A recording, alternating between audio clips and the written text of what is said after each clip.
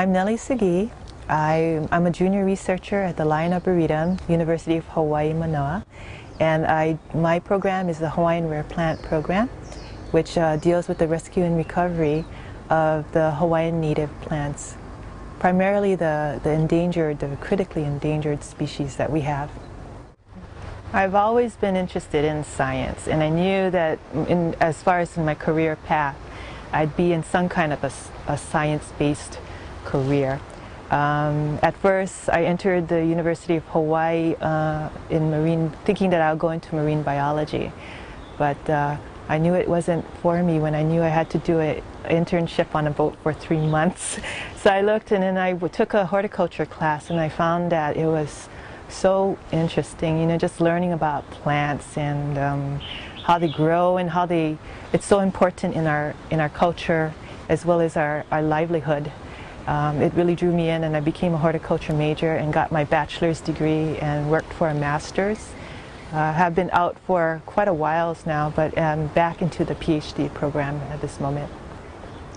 In high school, I had a very good science teacher. Her name was Mrs. Horikawa in McKinley High School, and she taught me that science you learn a lot. It's sometimes boring, but it can be really a lot of fun, and then there's a lot of application beyond the classroom.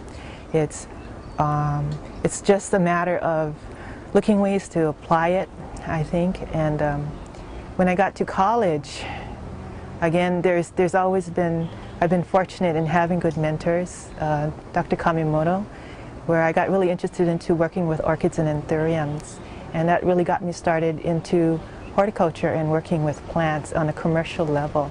When I was asked to come back to the university to be a research assistant with Dr. Kamimoto, I learned a whole lot more on a molecular level on how to deal with disease, looking into new ways of disease resistance and color modification in orchids using genetic modification, biotechnology. And this jump into conservation came with Dr. Lamoureux, who I think is my most beloved, mentor. And it really taught me how to appreciate plants, conservation, the environment that you live in, and how to appreciate it and then try to give back. We're really dependent upon our volunteers to help us do most of our plant maintenance in the lab. We get close to 1,000 hours a year of volunteer time just to do what is called subculturing, which is the maintenance of our plants once they're established in culture. As they decline, they need to be worked on and cultures cleaned and even cloned at this stage, and they help us and assist us in doing this. Because our plants are so rare that we have to maintain a concise and accurate database on the plants so that we'll be able to trace their genealogy back to the wild plants. In this room, there's about maybe close to 16,000 to 17,000 plants in here, which represents about 160 to about 170 different native Hawaiian species.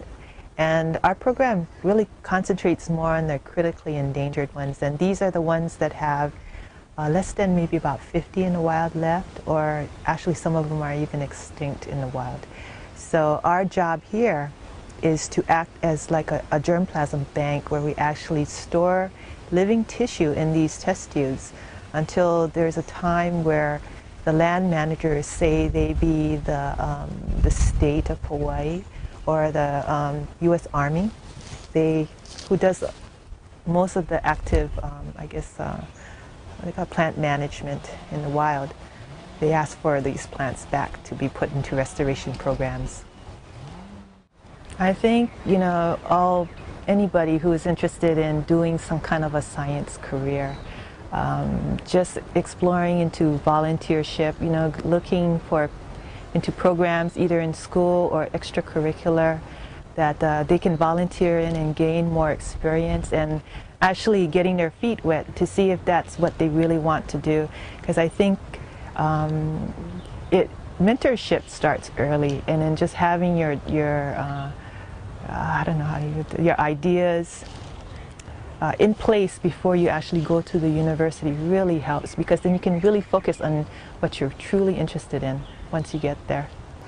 You know, throughout the years, I think from when I was young to in adulthood, I think my interest has changed quite dramatically. Being a city girl all my life, you know, it's like the only native plant that I would know would be like the koa or the ohia lehua, and even then I didn't know the full name. It's always was ohia. And so I think you know, now, before it was like shopping, just like any girl, and you know, just reading. It's always been reading, but now it's really looking into our environment and plants, trying to grow plants, save plants, looking at ways to, I guess, contribute instead has become an interest and a lifelong hobby for me. And always reading. Reading is good.